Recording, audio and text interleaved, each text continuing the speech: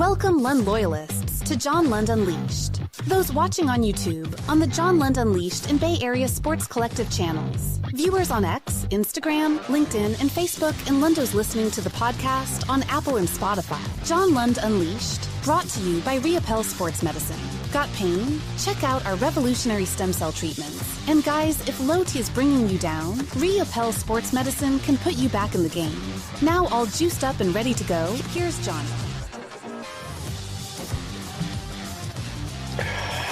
I am juiced up and ready to go. It is a Friday edition of the program, as you can see right there on the screen, episode 171, and Logan Webb is Major League Baseball's most underrated ace. We'll tell you why. We'll give you the numbers. I even did a little piece on it yesterday that I released this morning that I'll replay this morning on the show, but there's a ton to get to today. Beyond just the Giants, Rafael Devers' old team, the Red Sox are in town, and so that is a big deal for Rafael Devers. We'll get into that. Plus, there are some odds on Rafael Devers, as crazy as that is. Welcome. The chalkboard, which we'll get to in a second, which leads us to episode 171. It is John Lund. Thank you so much. About 30 years in the sports radio industry, KNBR for years and years, even 95.7 The Game, Detroit, Dallas, all over the country. So I hope I have a unique perspective that you will find fairly entertaining. Thank you so much for joining us. We are here around 9 a.m. Monday through Friday, 10 a.m. on Saturdays.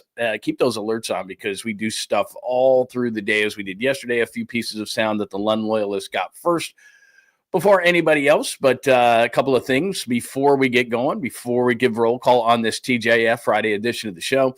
John Lund Unleashed on YouTube. If you're watching on Instagram at John Lund Radio, X at John Lund Radio, on LinkedIn, my LinkedIn page, Facebook, whether it be my personal page, we can be friends, or on John Lund Unleashed. However you are watching, you can migrate over to John Lund Unleashed on YouTube, and you can hang out in the chat room with everybody. You can subscribe to the channel. You can tell all your friends and enemies, and of course, we'd love it if you gave us a follow, a like, and put those alerts on so we can bug you with stuff throughout the day. Also, that big B you see in the left-hand corner, that is the Bay Area Sports Collective. That is a number of different Bay Area people doing YouTube shows under one umbrella. A lot of ex-KNBR guys like me, Tom Tolbert, Polymac, Creative Tony, Polymax Particles, also Rod Brooks, Quality Hang, and the great Amy G, and finally, Jeremy Affeldt, former San Francisco Giant. All of that at Bay Area Sports Collective. So please make sure that you subscribe not only on John Lund Unleashed,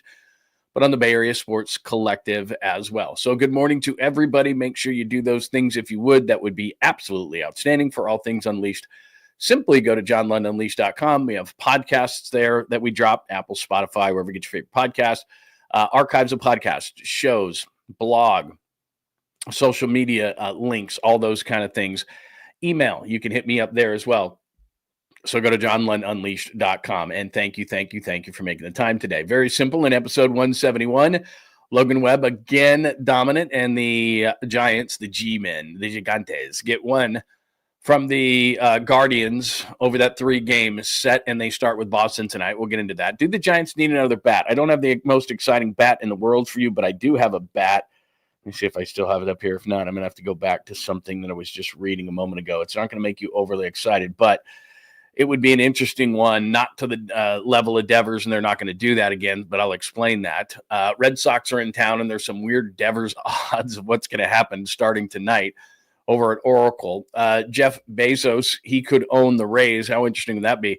It's unfortunate because he probably just wants a baseball team, and if John Fisher would sell the A's, he is selling the soccer team, but that would be cool if he sold the A's to Jeff Bezos. And all of a sudden, the A's would go from the outhouse to the penthouse, a AAA ballpark to probably a palace, and probably not in Las Vegas.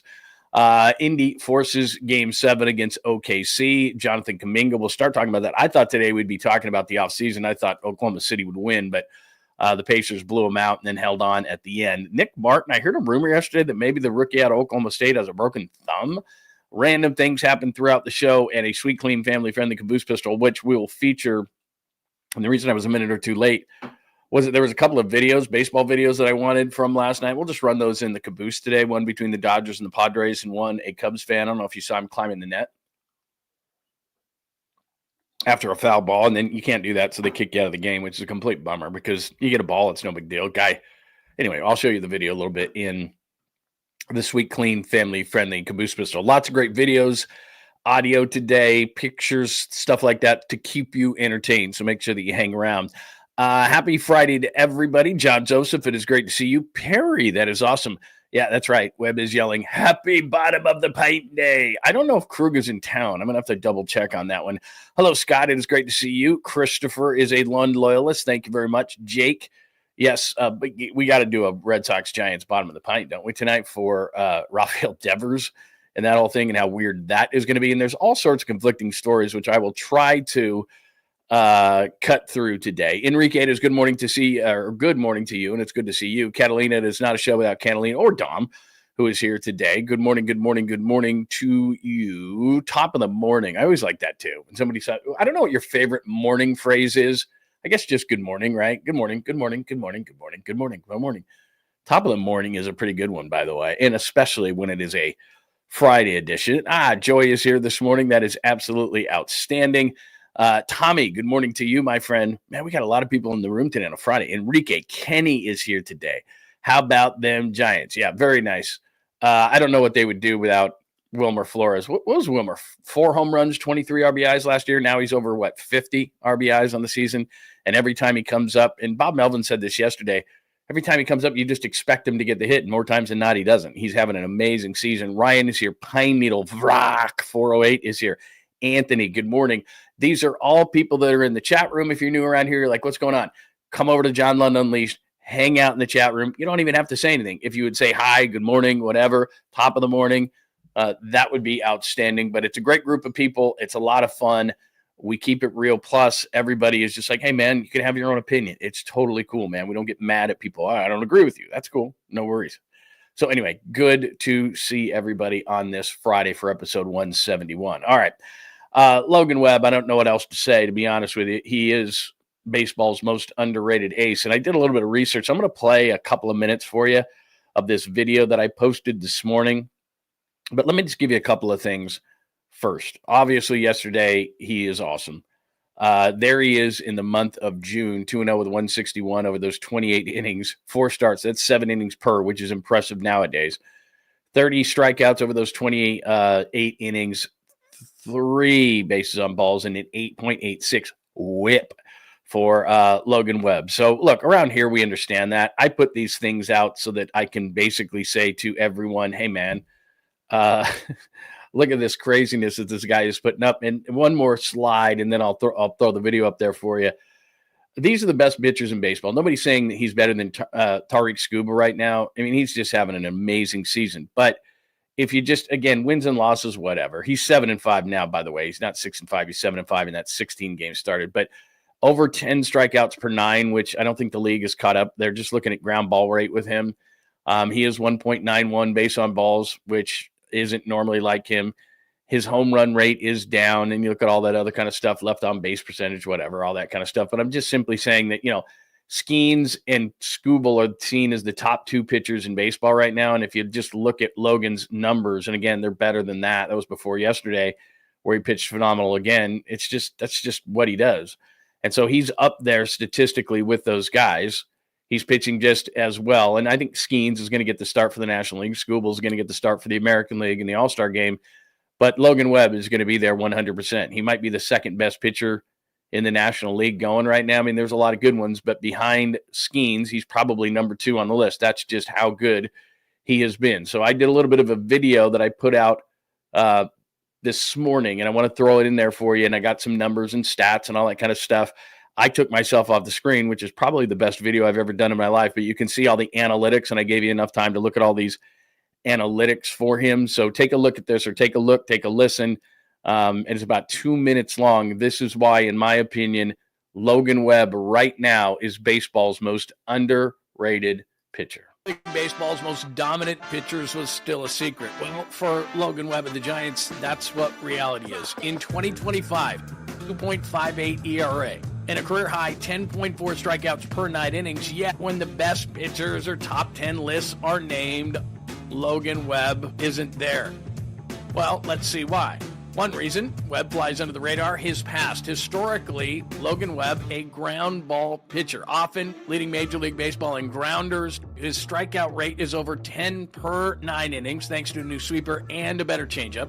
He's more dominant, but the quote-unquote ground ball pitcher label sticks, and the narrative hasn't caught up. Also, because the Giants have not been championship contenders recently, which means the national spotlight doesn't follow him around. Plus, he's been great, but he hasn't gotten the run support, so he doesn't have the greatest win-loss record, which, because mainstream media, some still do that, they overvalue the win, and he doesn't have enough of those. He's the only pitcher with 200-plus innings in both 23 and 24, and as of right now, he leads Major League Baseball with 12 quality starts. Because he's not throwing 100 miles an hour, he doesn't always get the headlines. The advanced stats reveal Logan Webb's elite status. Numbers like FIP, xERA, F4, look him up, consistently rank him among the best. Despite his stats, Webb is often snubbed for top 10 pitchers list, while some are finally noticing. MLB Network has him ninth, Just Baseball has him as a Cy Young candidate. We just saw it again today. Absolutely dominant. He's not just the Giants ace, he's one of the best in baseball, and it's time he gets his credit. So give me your thoughts. Is Logan Webb baseball's most underrated pitcher? Let me know in the comments, and make sure you're watching John Lund Unleashed every morning, all day long, for breaking sports news and more. Subscribe at John Lund Unleashed on YouTube. All right, shameless plug there at the end, and let me take this off the screen, and I'll show you something here that is there, because if you couldn't see those numbers. But again, look, I'm not overly analytical. I watch the games, but here's what I can tell you about that chart right there. If you're not overly into analytics, because baseball is so driven by them, red is good. All right. So look at all that. Look at that chart. The 3 of the first 4 red, red again, dark red. The darker, the better. Look at the bottom. Red, red, red, red. Red rum. So all those numbers are good numbers for Logan Webb. And look, you've been watching him for years, so you know. But here's the one thing, and some people in the chat room are saying this. He's up over 10 strikeouts per 9 innings, which that hasn't normally been him. The mainstream media is slow to come around because the Giants don't have and haven't had a good record. Now, maybe in this regard, Rafael Devers is going to help, because hopefully they're near the top of the NL West. They stay up near the top of the NL West. They can challenge the Dodgers. They can get deep into the playoffs, because since 10, 12, and 14, they haven't been relevant. 16, they had a short playoff run that, of course, the Cubs cut short. But short of that, the Giants really haven't been in the spotlight. So that doesn't help. He's 7-5 now. Most people in baseball have realized what wins and losses mean, but some people in the mainstream media who don't really pay attention, i.e. the talking head shows during the day, who don't know anything. They don't care to know anything. So they've got 7-5 and say, well, that's not very impressive. So things like that. His ERA is now sub 2.5, which a lot of people will look at, whoa. So some of the narrative hasn't caught up. And then the other part of it is, he doesn't get the run support a lot of times. But the biggest thing to me with Logan Webb, and I'm sure Bob Melvin and the rest of the Giants would agree with this, is, and Robbie Ray has really helped this, but you can't burn out the bullpen, especially early. So what happens is, especially with the 4 and 5 starters for the Giants being a little bit iffy this year, I think 1, 2, and 3 can be pretty solid. Robbie Ray's really good. Birdsong's coming around. Roop has been a little bit up and down. When Harrison was here, up and down. Obviously, Verlander, we talked about yesterday, has not hit his stride and has had a couple of injuries to boot. So a lot of times when you come around to Logan Webb's spot in the rotation, it's, hey, dude, you got to give us 7. You got to at least give us 7. We got to rest this bullpen tonight. And every single time you look at Logan Webb, it's 7 or 8, 7 or 8, 7 or like every single time. And the pressure's on him and he knows it. And, early in the game, he's like a lot of starters. If you're going to get to him, you're going to have to get to him early. And if you don't, he just gets into a rhythm. And somebody said this in the chat room. He's got more pitches now. It's not just, the same old stuff. He's added a couple to his arsenal, which has helped the strikeouts per 9. And he was talking about that the other day. I saw an interview with him, and it was mainly due to the Dodgers, because the Dodgers had kind of caught up to some of what he was doing, and he didn't have a great career record, ERA, et cetera, versus the Dodgers. And so in the offseason, he worked on some additional pitches because he thought they had him figured out to a certain extent. So, look, he's always been good, and we always know around here he's always been good. And a lot of places have him as the, one of the top 10 pitchers in the league. But my point is he's not just top 10 anymore. He's top 5. And he's having, 𝐃𝐨𝐧'𝐭 and 𝐸𝐵𝐿 are in a different realm right now. And I'm not saying that he's above them. Those are the 2 Cy Young Award winners in each league.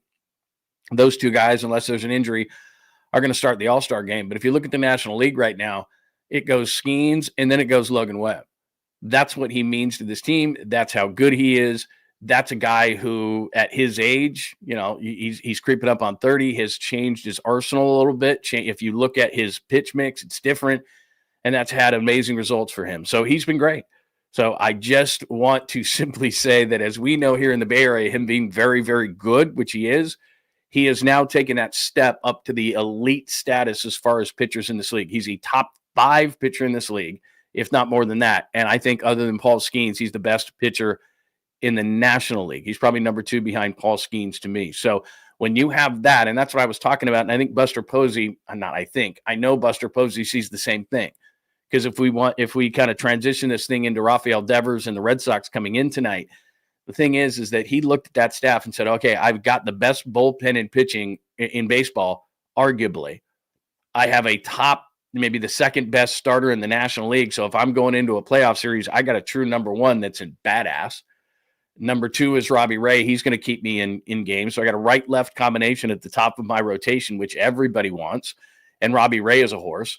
I got a guy in Birdsong that, hell no, I'm not putting him in the Devers trade. I don't care how much you ask. I'm going to get Rafael Devers and not put this guy in the trade, because that alone would have been a negative. Kyle Harrison, I don't mind. I think he's going to be a 4-5 or a reliever. I think Birdsong has the potential to be a 1-2 in this league.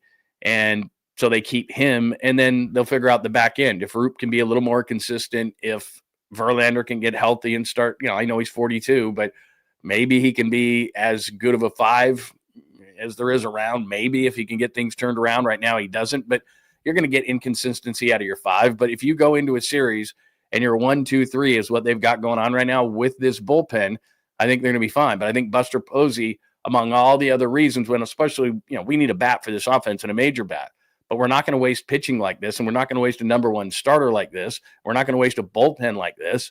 And that's why he swung for the fences, because he sees vast potential in this team. But a lot of it has to do with, you got a true number 1 who's better than he's ever been. And if you go up against anybody, because Pittsburgh's not making the playoffs, so you might have the best pitcher going in the National League. So you go into any series, and as long as it's set up well and Logan Webb is your number 1 starter, you got a hell of a chance to win that game, and you're up 1-0 in a series, and off we go. And we've seen it. It's been a number of years, but we've seen it. But if you have that hammer number 1 starter in the playoffs, you got a pretty good advantage. So anyway, Logan Webb is that good. All right, as far as transitioning to this whole Devers talk, one of the guys leading the charge on this, and he seems to be not a lone wolf in this, but I hate it, because what happens is there's no sources talking about it, but Buster Olney's done a podcast, Buster Olney of ESPN, not to be confused with Buster Posey of the San Francisco Giants. Buster Posey of ESPN did a podcast with Tim Kurkjian the other day, and was talking about how others around the league were appalled about the way that Rafael Devers acted when he left the Red Sox. Then he tweeted this out yesterday.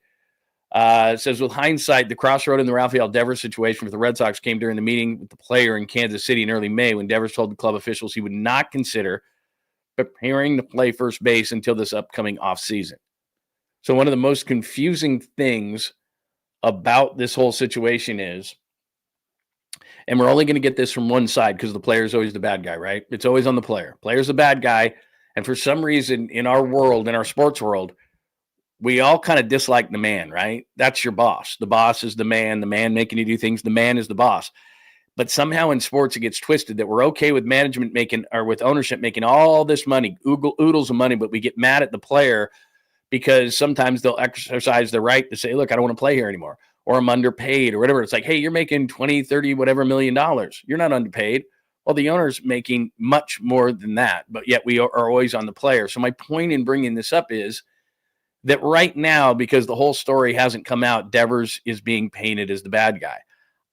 To me, there's some disconnect here between this, which is Devers wouldn't play first base, telling the Red Sox he wouldn't play first base until he had a chance, basically in spring training, to work out and then play there.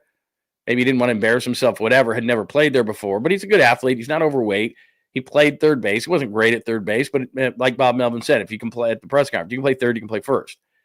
So then he comes over to the Giants. The confusing part for a lot of people is he comes over to the Giants, and it's not even a question. Like at the press conference, he was asked 3 different ways. Where will you play? How did it end in Boston? Why did it? And he just didn't want to talk about it. So clearly, when this all comes out, so it's a one-way street right now.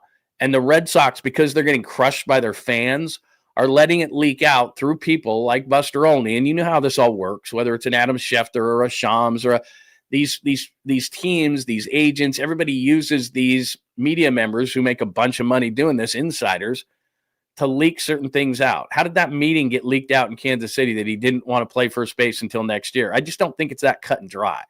I'd like to defend Devers for a minute, not because he's on the Giants, but just because he's trying to keep it classy as he was in the press conference. And I'm sure Buster Posey, as he said, he goes, I like how you're answering these questions.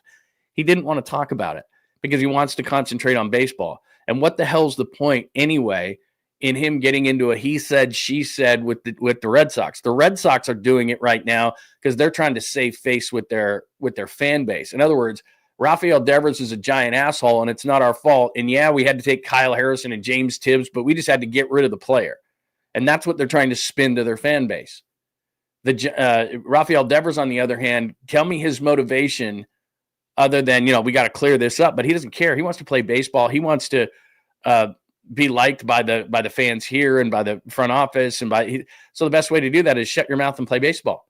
He doesn't have any motivation to straighten this thing out until the offseason when he's not playing. But right now, what's the point? It doesn't matter to me. It doesn't matter to him if Red Sox fans don't like him. The Red Sox are coming in. He's not going back to Boston. He doesn't have anything to say about it. And he's taking the smart road. Whereas Boston is saying, we got to save face here really fast. Let's leak things through Buster Olney and other insiders and tell them exactly what happened. That's their side of the story. It may have gone down like that. But there's another side to the story that we're not hearing. Clearly, he didn't just say to the Red Sox, screw you, I won't play first. And then come over to the Giants and say, yeah, I'll do whatever you want. There's some sort of disconnect. Something doesn't make sense there. Logically, something doesn't make sense. There was someone within the organization who asked it the wrong way or demanded, who was an asshole. We know how all this works.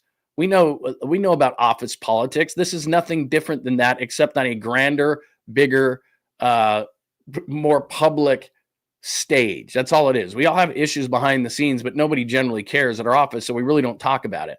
But what your boss says or that side or your company says and what you think happened or what did happen are two different things. And really what happens is the truth is somewhere in the middle.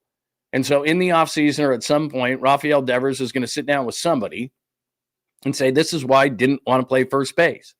Not because he was being a jerk or anything like that. Just, somebody asked me the wrong way. These guys have big egos. I don't know. Maybe it will make Devers look bad. But it's not just as simple to me as we asked him, he wouldn't.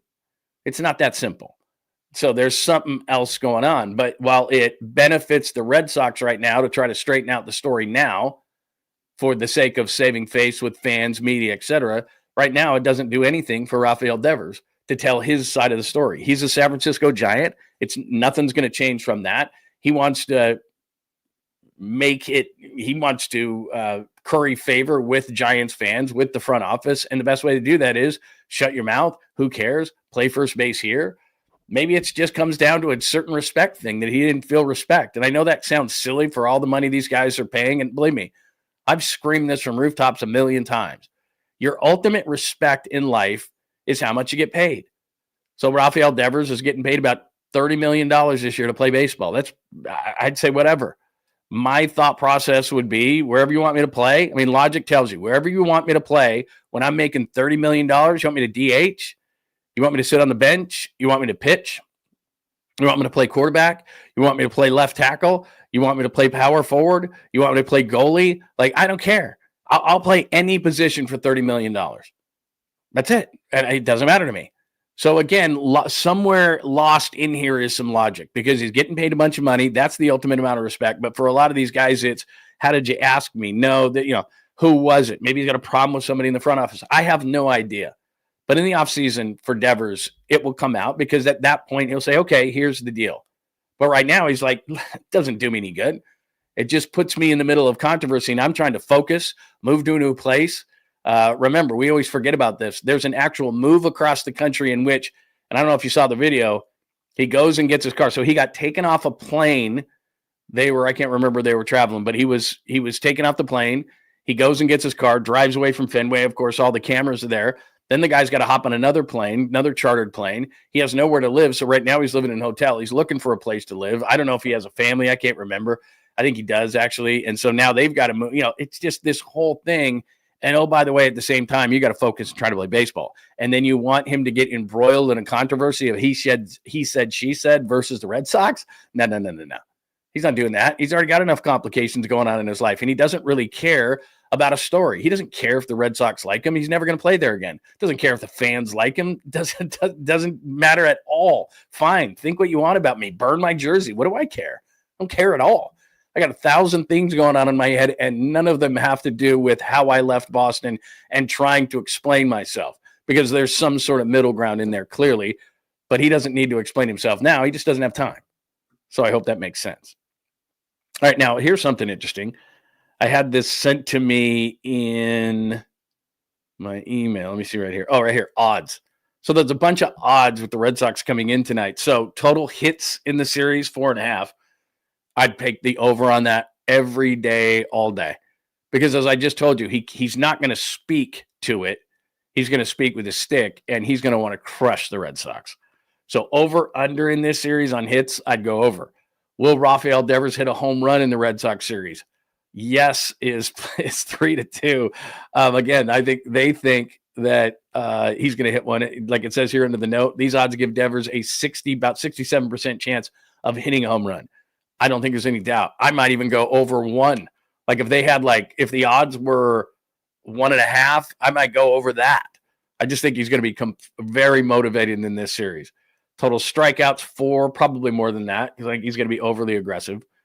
What will happen in the first Red Sox series? Devers has 3 strikeouts. Devers has 3 hits. I'm going to go 3 hits. Like I said, I just think he's going to be so locked in this series. Now, this is an interesting one, and this will probably clear benches, but I don't think it's going to happen because the players aren't pissed at Devers. You hear this all the time. They understand what goes on in front offices. If the Red Sox have a screwy front office, which, by the way, this isn't the first time they've done this, traded a superstar to the West Coast for very little in return. So I'm sure the players are pissed at the front office, not at Rafael Devers. Players don't get pissed when you're out for a contract. They know behind the scenes what happened. The players do. They heard from Devers. They heard from the front office. So if anybody knows what happened, it's the players. And a lot of times, most times, players side with players. They don't side with the front office. So is he going to get hit by a pitch? I doubt it, because I don't think the players are pissed off. I think that it's between Devers and the front office. And I think most times players have players' backs because they know they're going to be in that situation at some point. So yes at 7-1, no at 1-20. I'd bet no. I'd put yes just for the hell of it because that's good odds. I mean, if you're a bettor, you got to understand, like, okay, probably no, but you're going to have to put up a bunch of money to win that bet. At 7-1, why not? I mean, even accidentally you could get hit. And then if they get hit, will benches clear? Hell, I'd bet on benches clear just because that's fun. And we have a benches clear Dodgers versus Padres, which we'll play a little bit later for you in the show. So there you go. There's some betting odds on Rafael Devers in the series. My best bet in this series, total hits. I'd go over 4.5. And I'd go home run. He's going to go over. He's going to get, I'll say he gets 5 hits in the series, so it's barely over, but I say he gets 5 hits, and I think he's going to hit a home run. And again, they're saying the 67% likelihood he does. I might even say he hits 2. I mean, he's going to be on fire in this series, Rafael Devers. So there you go. There are the betting lines for Rafael Devers against his old team, which starts tonight at Oracle Park. So if you just joined us for episode 171, Webb Most Underrated, I do have a separate little short piece on that if you missed it earlier on in the show. I didn't do Giants Need Another Bat. I'm hesitant to do it because you're going to go, what? But I'm going to explain myself. It's not the most exciting, and it sure as hell ain't Rafael Devers, but I think it's realistic. Devers odds, I gave you Red Sox in town. You know that. All right. There's a name I want to give you, and I'm sorry. In fact, you know what? I'm going to share this with you right now because I'm going to need to. Because you're going to go, who? And I'm going to explain to you why it makes sense. So hang on a second. Let me drop this onto my computer here, and I'm going to show it to you really fast. And I know you're not going to get excited, but you just got to hear me out on this. Or you don't have to. You could leave, but I'm just saying. All right, so I think they need another bat, clearly. An outfielder would be great, but Mike Yastrzemski's playing pretty decent right now. Tyler Fitzgerald is hitting 143 for the month. Like I told you, he's been worse. I just can't believe he hasn't been better. 2 home runs on the air. I thought he could be like a 2020 guy, and he's just not getting it done. So they're not gonna swing for the fences again. But they could use somebody solid. And I'm gonna throw a name out there, right there, and you're like, okay, Ramon Urias of the Orioles. And I know this doesn't make you like, it doesn't blow your skirt up. I understand that, but he's a second, short, and third baseman. He can play all 3 positions, but if you look right there, 4 home runs, 23 RBIs, again, doesn't overly excite you. 702 OPS is just below league average, hitting 266. Like, you're not overly excited. I get that. But if you look at just some stuff, like look at last year, for example, in only 272 at-bats, 11 home runs. Look back to 2022, 403 at-bats, 16 home runs. I mean, the guy's got a little bit of pop in his bat. He's got a career 732 OPS, which is about league average. He's had it as high as you can see right there. Now, that's not, it's not enough at-bats there. But, I mean, even last year was a 745 OPS guy, which is, again, league average. And then OPS plus, which, if you understand that, 100 is the average player. So he's above there. He's just above there. So he's an average second baseman to a little bit above with a little bit of pop. But here's what's interesting about this guy is that not only is he a good second baseman, he's good defensively. He's 31, so he's a veteran. But also he can play short. So Adames needs a day off. This guy can do that.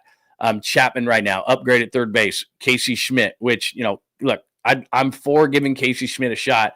But with Matt Chapman being out for an extended period of time, this guy can play second, short, third. And right now with, say, Tyler Fitzgerald struggling, maybe he can get back on track. This guy can play second for a while.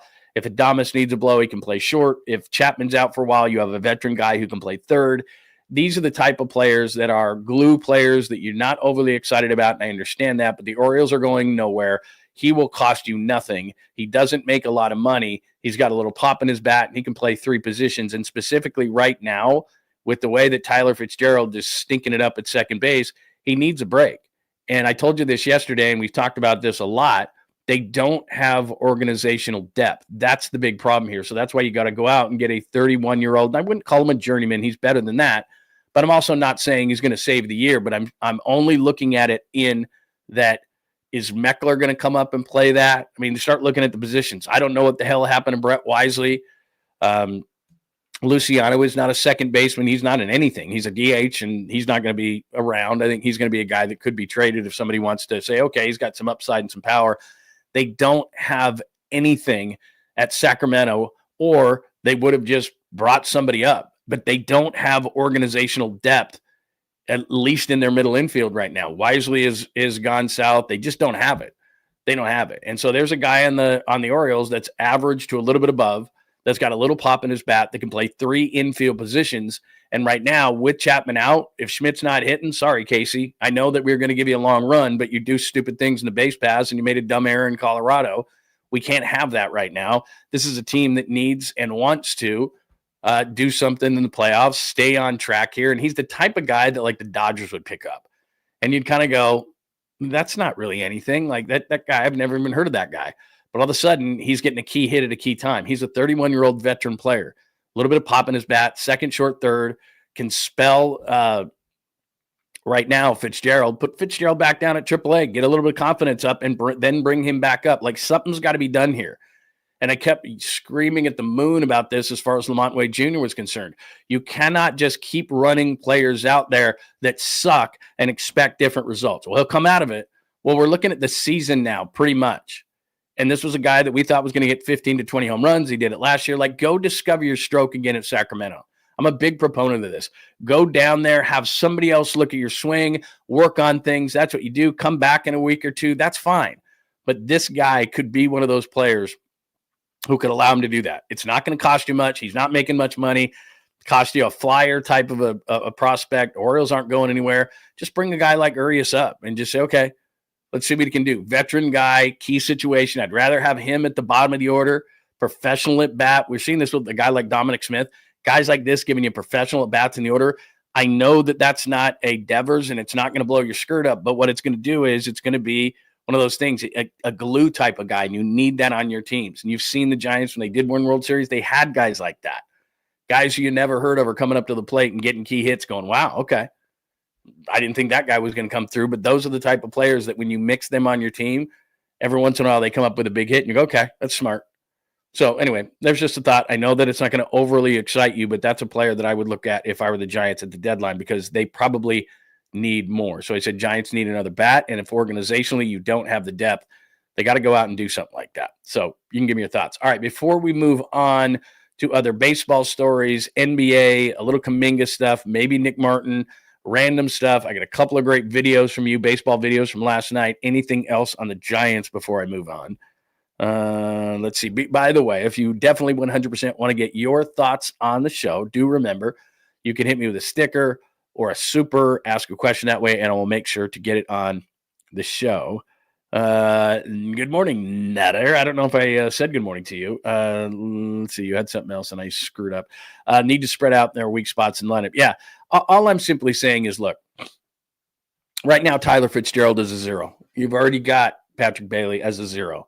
So it's great to get Devers, and I'm not downplaying the trade. It's amazing. It's awesome. They totally fleeced the Red Sox. But that's one move, and it's a major move. But unfortunately, the Giants' offense is so inept at times that now with Bailey being a 0, we know that all season long, you've got to fix second base now, which we thought might be fixed, but we're getting into the point of the season where, okay, we're almost to the midway point. We can't keep doing this. We can't assume a guy who's done this certain thing all season long is going to all of a sudden flip a switch and it's going to change. So right now, you know, Fitzgerald or Yastrzemski's riding that roller coaster up. So it's okay. We can hang with him for a while. But you got to now look at second base and say, okay, can we get a guy? They're not going to go out and give out a bunch of prospects. They already, made their big move. But again, if you're just jumping on here and you're going, well, that doesn't excite me very much. And like I said, I totally understand that. But this is the type of player that they're going to be looking for. 31-year-old guy, like I said, 4 homers, 23 RBIs, hitting 266, 702 OPS. But in the past has had a lot of success and can play 3 positions in the infield. Look at that. 22, 16 home runs. He's got pop. Last year, 11 home runs in 272 at-bats. He's not having as good of a year this year, but again, 702 is just below league average OPS. That's just above league average OPS, 745. And he's consistently in the 7s in his career. So at least average hitting tool with a little bit of pop in there at 31 years old that with the game on the line, I'd rather have a professional at bat like this than Tyler Fitzgerald at the plate. I just would. Or Casey Schmidt at the plate. Like I would just rather have a professional at bat, some guy that's not going to chase a stupid slider for the millionth time down and away in the dirt. I'm sorry, this guy's not going to do that. So, like I said, it's not Rafael Devers, and they're not going to get a Rafael Devers. But that's the type of move that if they were to make a move like that, I'd be like, okay, that's another really nice move, and you wouldn't have to give up anything. I mean, seriously, you wouldn't have to give up anything for that. So anyway, there you go. All right, let's see. The 1420 says, I would have thought the Devers trade would focus these guys in the bats wake up. Ridiculous not having for average at least. It'll come around. It'll come around for Devers. He'll get more and more comfortable. Like I said, we expect every time that he comes up to the plate that he gets a hit. And I think he's going to start coming around, but there is an off the field element to this. You ripped me off a plane, flew me across the country, had a press conference. I'm living in a hotel. Like all these things are going to factor in. They're not excuses, they're explanations. And everybody around him's got a hit as well. And he's going to make everybody better. But that series against Cleveland the bats were asleep and they won the game yesterday 2-1. So I understand where they are in the wild card. But what happens is when you trade for a Devers, at least for me, the expectations were probably this high for the Giants. I'm like, okay, they've had a good season at this point. They get Devers, it goes that much higher. So now that they have those kind of expectations, to me, I start looking at it and I say, wait a minute. This is a team that can challenge the Dodgers for the division. They have that good at pitching. That's not craziness. That's not a guy sitting in the Bay Area. That's fact. The Dodgers have a lot of injuries with their pitching. They've got a lot of great bats, there's no doubt, but they have a lot of injuries with their pitching. Will they go out and get a starter? Yes, they will. To what extent? I don't know. But you can guarantee the Dodgers are going to go get a starter. And I can tell you this too. They saw that the Giants got Devers, obviously. But what I mean by that is they went, okay, we thought we were going to get a pitcher here at the deadline. I think we're going to get a pitcher here at the deadline. We just saw what the Giants did in this division. They're not fucking around anymore. We got to go here to here as far as getting a guy. They're going to respond to that. And by that, I mean, they were going to get a number 3 starter. They might get a 1 or a 2 starter. So they're not going to mess around. So you can guarantee that they're going to say, okay, not that they're going to one-up them, but we're going to get a guy. You needed hitting. You've got pitching. You needed hitting. We've got hitting. We need pitching. They're going to go out and they're going to get somebody. So the Giants cannot just sit on their hands, not so they can stay up with the Dodgers, but you have a golden opportunity here. And Buster Posey saw it, and that's why he did what he did. But he's still got, he can throw a flyer pitcher at the Orioles for a second baseman who's average to above with a little pop who can play 3 positions. That's the kind of things that make a difference. Adames needs a day off. Chapman's out of the lineup, and your organizational depth is so bad within those position players and infielders that you got to hold your breath and bite your lip on 𝐃𝐨𝐬. And one day he's going to hit a grand slam, and another time he's going to make a dumb base running error and kick a ball in Colorado. That's what you're getting with a player like 𝐃𝐶. Does he have a shitload of talent? Oh, my God. He has a ton of it. And maybe he's never going to realize it here. Maybe he needs to go somewhere else. It seems to be in his head sometimes. I said this yesterday. Mike 𝐸𝐾𝐭 during the broadcast the other night said that 𝐃𝐶 wears this stuff, that he takes it home with him, that 𝐸𝐾𝐭 was talking to him around the batting cage about it. You can't be that way as a professional athlete. Nobody better to tell you that than me. But you can't be that way as a professional athlete because there's 162 of these. You can't wear it. The NFL has 17. If you want to mope on a Monday or a Tuesday, which is the off day in the NFL, go mope around. But in baseball, you got a game the next day, man. You got a night game. The next day is a day game. You can't think about that. You can't think about it day to day. You can't think about it at bat to going out to the field. You can't think about an error when you're at bat. Like all that stuff's got to go away. You got to have a short memory, like a corner who gets burned in the NFL for 80. Hey, man, you got to play the next play. That play's over. Like if you're a parent, you tell that to your kid all the time. Hey, man, you screwed up on something. Live and learn. Don't do it again. I tell my son that all the time. Hey, man, live and learn. Can't think about that. Move on. You had a bad paper. You wrote a bad piece. I had a bad show. I did a bad segment. I mean, that's how I look at it. I looked at the show. I did sports radio shows for 30 years. And my general thought was I did 3 great shows a week. I did 1 really good show. And 1 show I went, what in the hell was that? That's just kind of how it goes. But you can't think about that. And we had 16 segments. I did a 4-hour show. So I had 16 segments in a show. And if I had a bad segment, I'd just be like, all right, the next one's got to be great. Like we can't think about that show. We did a bit, we tried, it didn't work. We had a bad guest on. Like one time, Papa and I had the great Red Sox legend, speaking of legends, he wanted to have Luis Tiant on. And I really didn't, but I was like, okay. He was like 85 years old. And he spoke broken English. And it sounded like he was smoking a cigar. And I couldn't understand a word he was saying. And Papa was not in the studio. He was on a line. And I was texting back and forth. And we got to let this guy go. And he kept asking him questions. And people on the text line were like, we can't understand a damn word this guy's saying. And I'm like, yeah, we got to go. And I got a talk back button. And I'm talking to my producer. I'm like, hang up. Say we lost the line. We've got to go. And so finally we acted like the line had given out. We just hung up. It was terrible. And it was probably 3 or 4 minutes of radio that we were never going to get back. People were pissed. They couldn't understand. We went to break.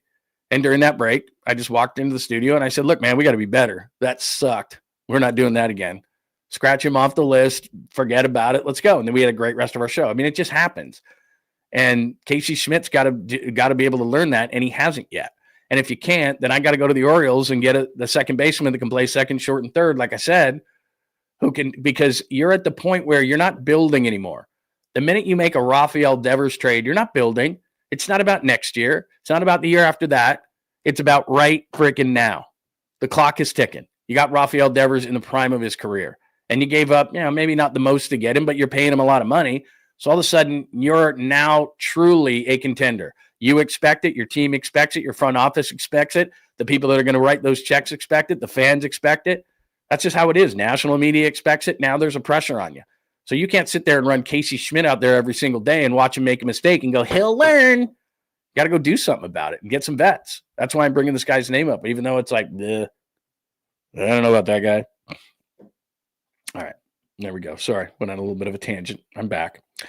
Jeff Bezos, did you hear this story? And I'm bummed out because he's going to buy the Rays, it sounds like.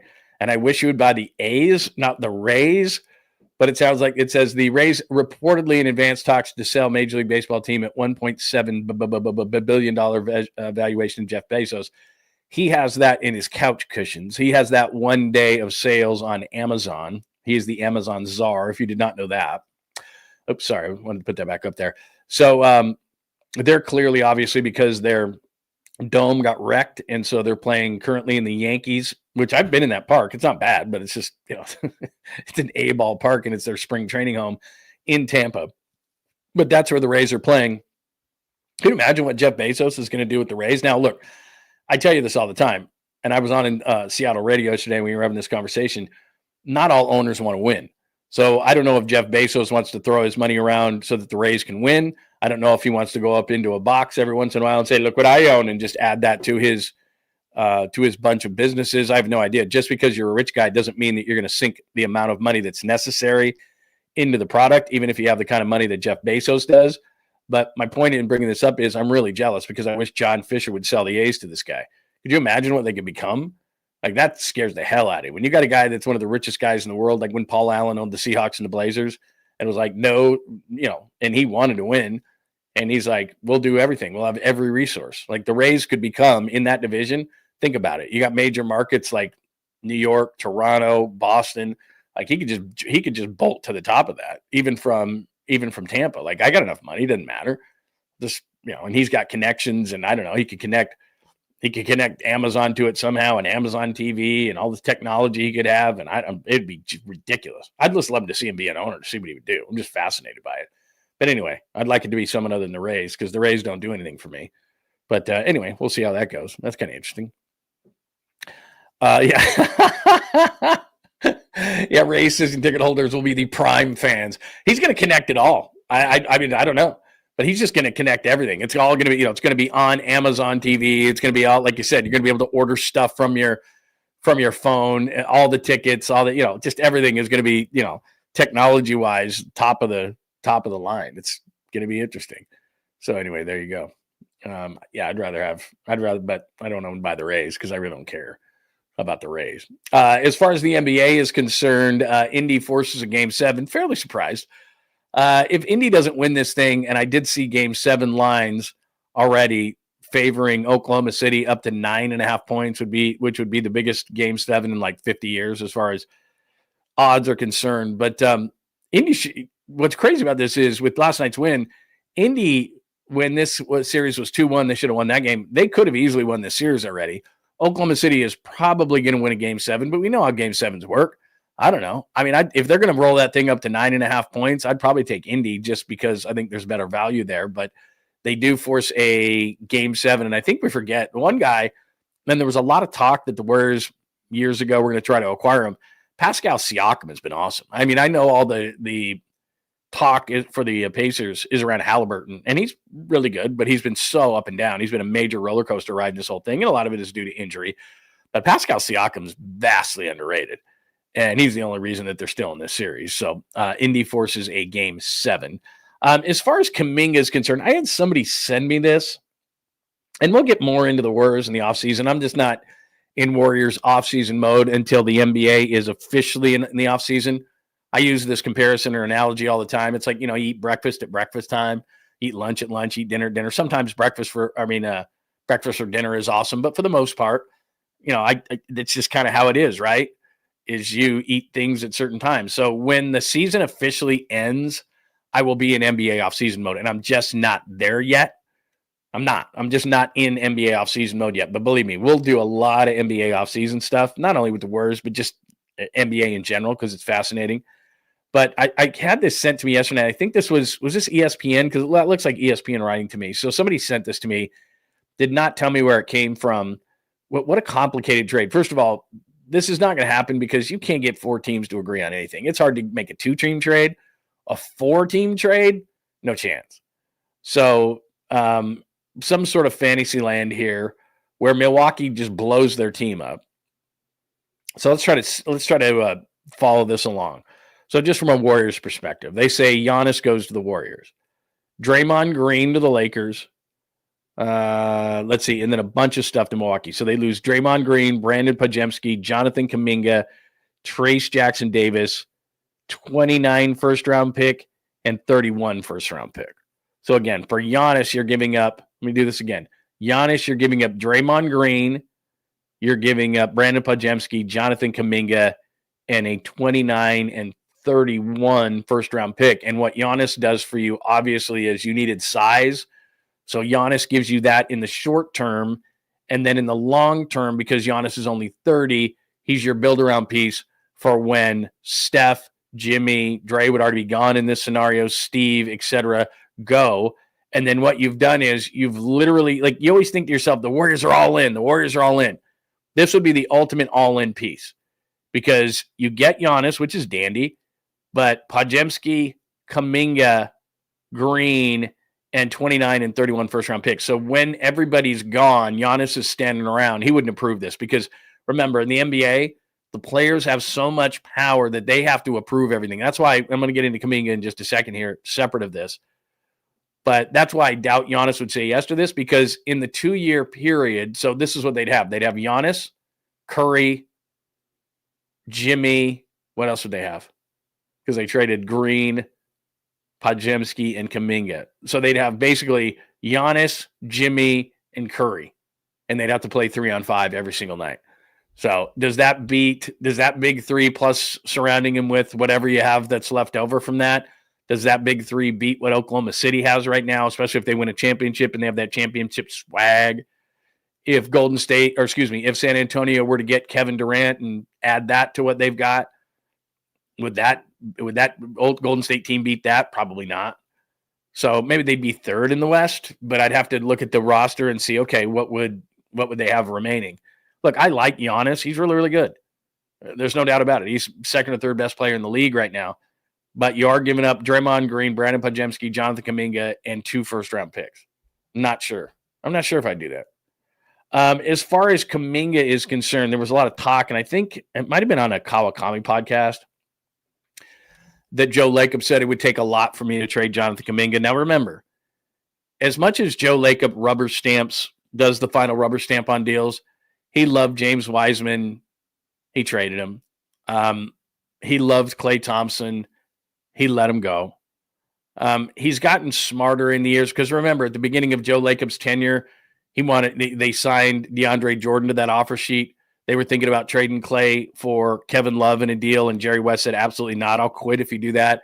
There was talk when Dwight Howard was still pretty decent that they wanted to go after Dwight Howard. That's when they were pretty irrelevant, and he was trying to pull a rabbit out of a hat constantly. So he's calmed down since those days, and he generally lets basketball people make basketball moves. In other words, they sit down, and this is a team effort for the Warriors in the front office. They all talk, and then they say to Joe, what do you think? And Joe doesn't just go rogue and say, this is what we're going to do.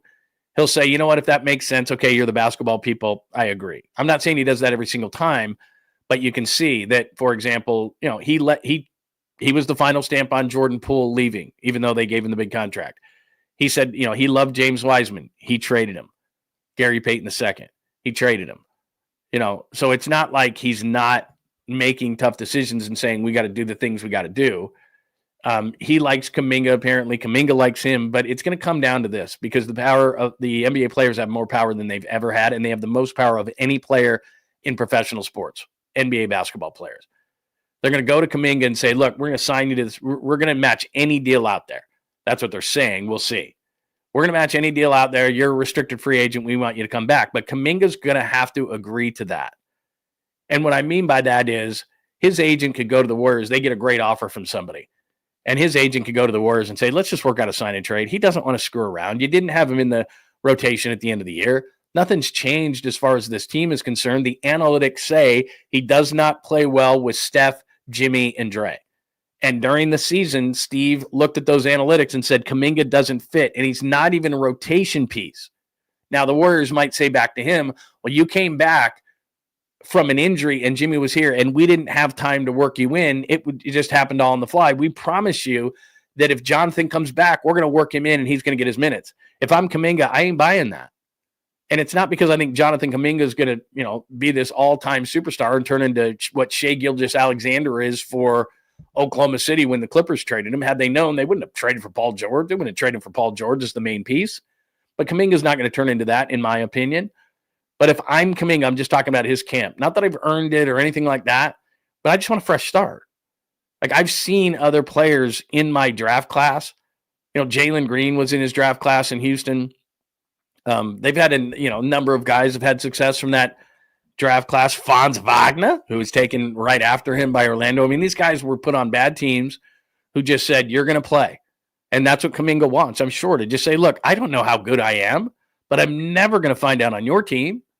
And by the way, you took me out of the rotation at the end of the year, and then you broke glass in case of emergency because Steph got hurt and you needed offense, and I provided it for you. That wasn't surprising to anybody. It wasn't surprising to me or you. But I tell you this all the time. There's a lot of players who can play within the context on a bad team and score 25 a night, and then you put them on a good team and they disappear. That's Kuminga to me. I think Kuminga is going to go to a team where they need him to play 35 a night, no questions asked, and he'll score 25. And he'll grab 7 or 8 boards, and then Warriors fans will scream and yell, we never should have traded him. When reality is he wouldn't have been that player here. I was in Portland. Jermaine O'Neal, of course, ended his career with the Warriors. And Jermaine O'Neal was 17 years old, and we used to watch him when I was on the beat for the Portland Trailblazers, and we used to watch him. And, they had Rasheed Wallace, and they had Dale Davis, and they had Arvydas Sabonis, and they had all these different guys ahead of him in the pecking order as far as the front court, as far as size were concerned, and he just never got a chance. And so he actually got traded. I said Dale Davis. He actually got traded for Dale Davis after the Lakers knocked out the Blazers in a Game 7 in the NBA Conference Finals, and the Warriors thought to themselves, we need more size against Shaq. And Dale Davis was a big guy, but he wasn't big like Shaq. You couldn't guard him.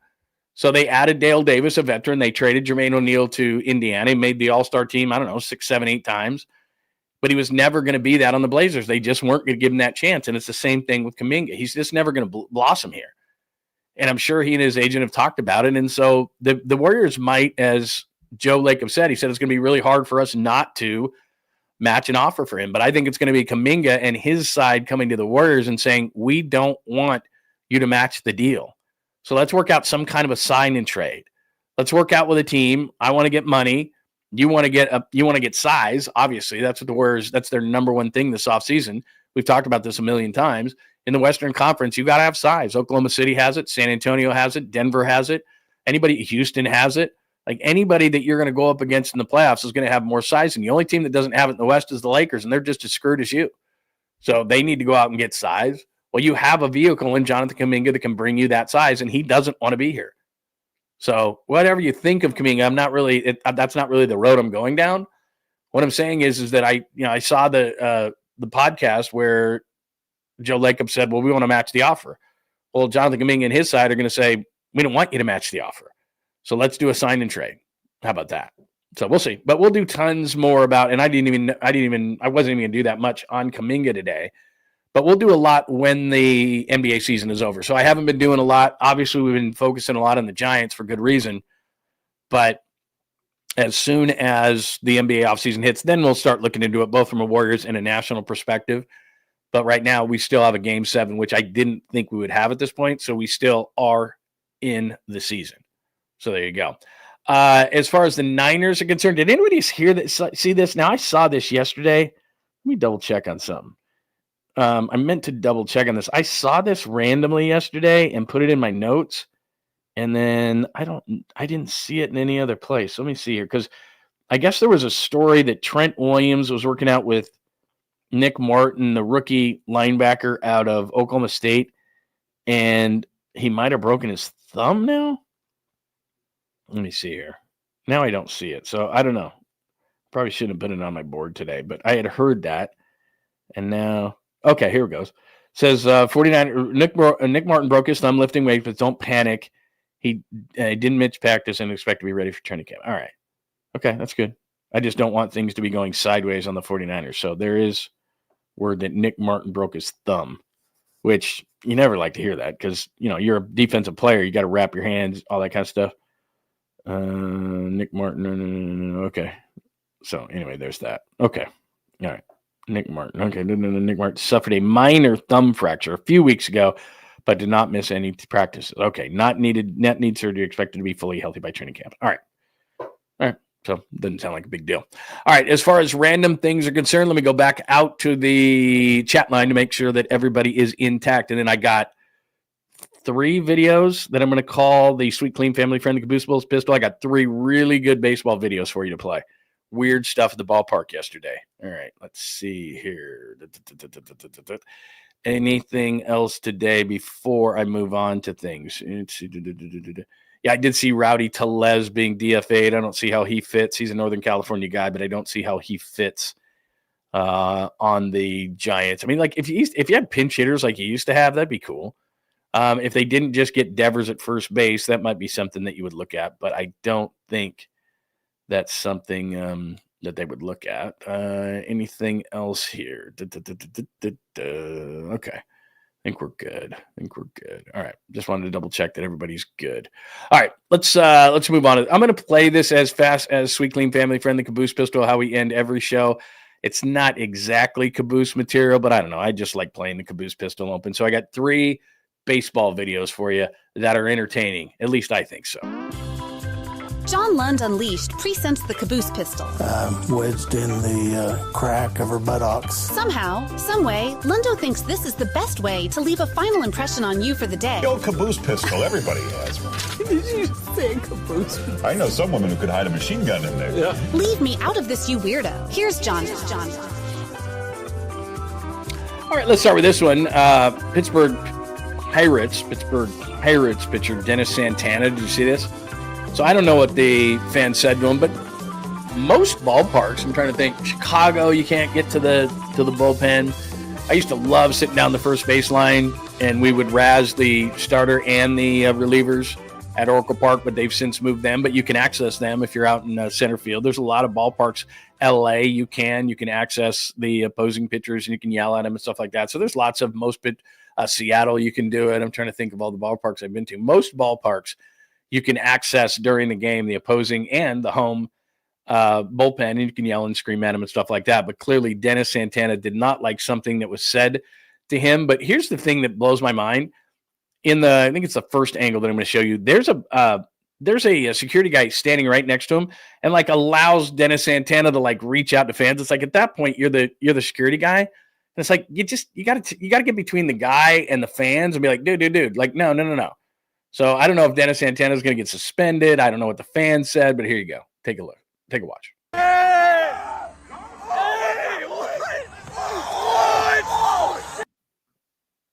Okay, so here's no sound, but see the security guy right there? And then he finally gets in there, but it's like, the first angle's better. Like, watch right here. See the security guy standing right to his right, and he's pointing at a guy who probably said something very unsavory to him, and I understand that. But before he can dive in and start taking swats at the fan, it's like, dude, and he does it after. So he swats at the fan, and then the security guy gets between him. It's like, dude, watch, keep going. See, like right there, see, he's ready to swing, and the security guy's just standing there. Like, dude, you need to be in front of the player. You're supposed to get between the player and the fan. He waits, lets Santana get in front of him, and then Santana swings at the fan, and then he makes his move. Watch. Like, dude, what are you doing? Like, see, then he gets in front of him. Like, dude, get in front of him before. And then finally the bullpen coach is over there like, what's everybody asleep? Like, this dude is up against the wall there and going at it with fans. Security guy's standing there. At first he's behind him. Then he finally gets ahead of him. And then the bullpen coach, like, what is everybody like just watching this? Like, you can't do that, dude. I know that they're probably saying really bad things. It might be about your mother. It might be racist. It might mean like, look, I'm not excusing the fan. What he said, I'm sure that they got him and they should kick him out and they shouldn't let him back in any ballpark ever. But as a security guy, you got to be better, bro. Like, I gotta play it again. Like, look, get ahead of him. I'll wait till he swats him and then I'll get ahead of him. Like, what are you doing, dude? Anyway, so there's number one, Dennis Santana with the fans. See right there. And that's in Pittsburgh. You see how they're all wearing Pittsburgh gear? So that's at home. That's a home game. Like, normally it's a road game and they're giving you grief. So, like, there's a guy in the Dodgers pen and that thing's so down, it's not like you could reach him. You could reach him at Oracle. But, like, that's right there. I mean, that's pretty damn low, but that's the home fans. And so the home fans, and like I said, I worked in Pittsburgh. My son was born there for a brief time. And, they're just probably telling him how much he sucks and how much the Pirates suck. And he's like, I've had enough of it. So anyway, there you go. There is Dennis Santana. So there is weird video number 1 from yesterday. Weird video number 2. Let's say the Dodgers and the Padres for last. This dude gets kicked out for this. Is this a kick-outable offense being removed from the premise? So it's not a baseball, obviously, and everybody loves getting a baseball, but this guy climbs the netting behind home plate, Cubs Brewers yesterday, to get a bat, and then he gets kicked out. Watch this. 1-0, look out. Oh, boy. Chourio out of the way. South Frelick. And it's stuck. Sir, be careful, please. Easy now, fella. Sir! Now he's a hero. Better angle. No, sir. Better angle right here.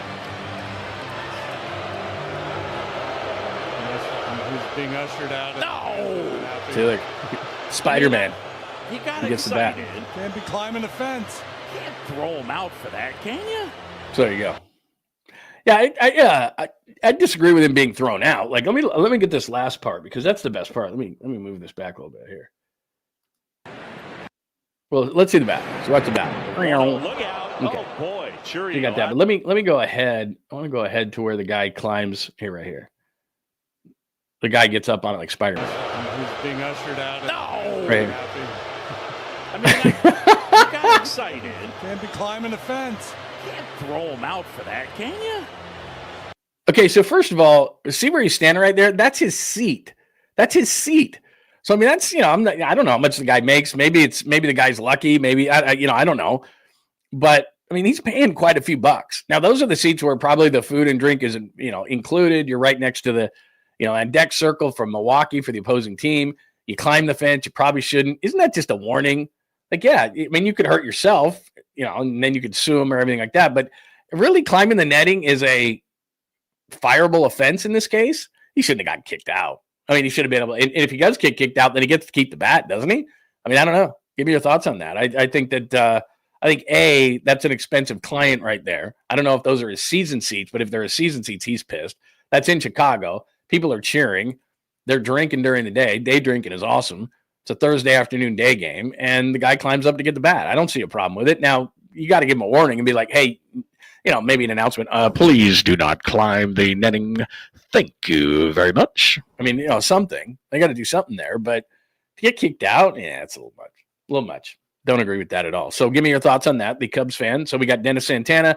We had the Cubs fan, and this is last night between the Dodgers and the Padres. And I'll preface it with this. Baseball fights are so stupid. Like, guys running in for the bullpen. Nobody's fighting. We haven't seen a really good baseball fight since Mike Morse got concussed by Jeff Samardzija, his own player, when Bryce Harper charged the mound. Like, that's the last good lick we got in a baseball fight. Like, they just don't happen. So what's funny about this is Mike Shildt, the manager of the Padres, and Dave Roberts, the manager of the Dodgers, they're going to go at it. Like, we want to see two old men fight. But anyway, here it is. Tatis gets hit in the hand. And then now today, by the way, Manny Machado's coming out saying if these x-rays come back and he's got broken bones, then the Dodgers better be watching it. And so back and forth. So it's fun for the Giants to sit back while the Padres and the Dodgers go at it. But again, the overriding factors you're watching this is baseball fights are stupid, especially when two old managers are trying to threaten each other because it's 5-0 in the ninth. Anyway, there you go. Baseball fights are so stupid. So especially when like two managers, they're pointing at each other. Come on. As they back up. That's the funniest thing is guys, no matter what, whether they be managers or players, what they do is they're talking trash and pointing at each other as they're backing up. I'm going to get you. Yeah, you're going the wrong way. I'm going to get you. You wait. Yeah. Wait, you're going the wrong way, man. He's that way. They don't want to fight. Nobody wants to fight. And then the bullpens come in. Nobody's fighting. Stupid. So dumb. Anyway, I don't know what's going on with Tatis, but that's not good. But yeah, it does my heart good when you see the Dodgers and the Padres fight. And then you're just sitting back going, I guess we'll just win games and you guys can fight each other. All right. I think that is all I have today. Yeah, that's all I have today. Episode 171, Webb, the most underrated pitcher. If you want to see my fine video that I did again, that's at JohnLundUnleashed.com. It's got all the stats and all the kind of stuff. The most underrated pitcher in baseball. Spread the word. Giants need another bat. I gave you a second baseman from the Orioles. I know that doesn't really excite you a lot, but that's the kind of glue player they need, and I've had enough of Tyler Fitzgerald, and he can play shorter third. So when Chapman comes back, because I don't know how much longer I can deal with 𝐃𝐨𝐧'𝐭 either. Devers odds. I showed you all those odds. I would go over on some of those things. I'll pop them up one more time before we get out of here. There's our Devers odds by Vegas. I'm going to go over the total hits in the Red Sox series at 4.5. Will he hit a home run? Yeah, he's going to hit a home run, and I think he might hit 2. Over strikeouts, I'd probably go over that because I think he's going to be really aggressive. 4. Will he have 3 strikeouts in a game? I wouldn't be shocked. I don't think he's going to get hit by a pitch because it's not the players who are mad at him. It's the front office. Will the benches clear? Please no, because we just saw the benches clear, and it's so dumb. Red Sox in town, BEZOS to own the Rays. Indy forces a Game 7. Kuminga talk. We'll get into a lot of NBA offseason when it is officially the NBA offseason. Nick Martin's thumb, the linebacker, rookie out of Oklahoma State for the Niners.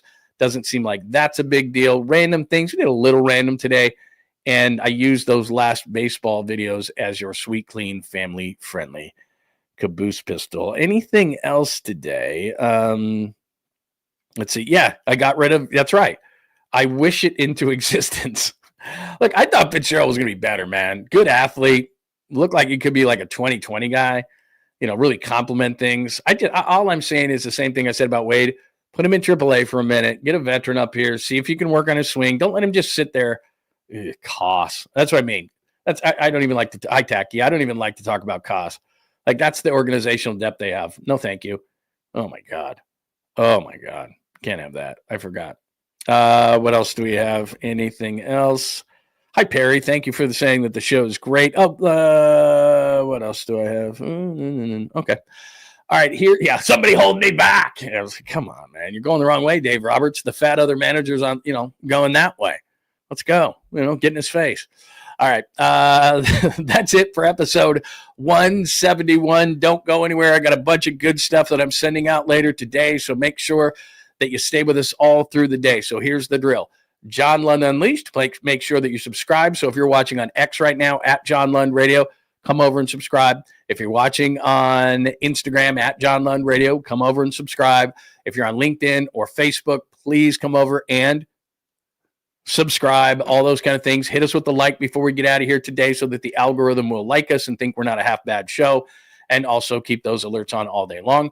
Please, as that big B says in the corner, Bay Area Sports Collective. Please make sure that you are subscribed there as well.